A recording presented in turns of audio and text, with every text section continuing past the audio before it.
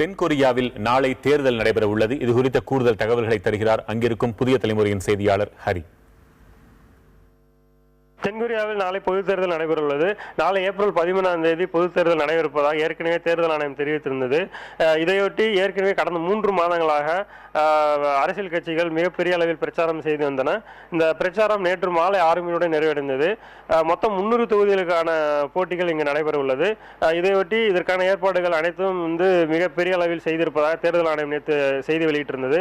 அதில் பார்த்தீங்க அப்படின்னா மொத்தம் 13,537 வாக்குச்சாவடிகளில் மொத்தம் 4.21 கோடி மக்கள் வாக்களிக்க இருப்பதாக தேர்தல் ஆணையம் தெரிவித்துள்ளது. இந்த சதவீதம் கடந்த தேர்தலை விட 4.7% அதிகமாக இருப்பதாக தேர்தல் ஆணையம் தெரிவித்துள்ளது. அது மட்டுமல்லாது தேர்தல் காலை 6 மணிக்கு ஓட்டுப்பதிவு தொடங்கி மாலை 6 மணி வரை ஓட்டுப்பதிவு நடைபெறும் என்றும் அன்று இரவே 10 மணியிலிருந்து 12 மணிக்குள்ள அனைத்து முடிவுகளும் வெளியாகும் என்றும் தேர்தல் ஆணையம் தெரிவித்துள்ளது.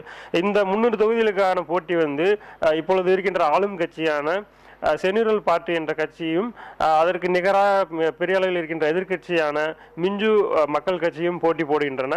இவர்களுக்கு இடையில் கொரியா மக்கள் கட்சி என்ற அமைப்பு 3 சிறிய கட்சிகளை உள்ளடக்கிய அமைப்பும் இந்த போட்டியில் போட்டி போடுறாங்க.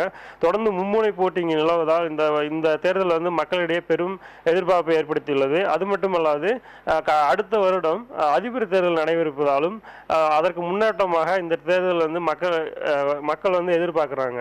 தென்கொரியா தலைநகர் சியோலில் இருந்து புதிய தலைமை செய்திகளுக்காக ஹரி.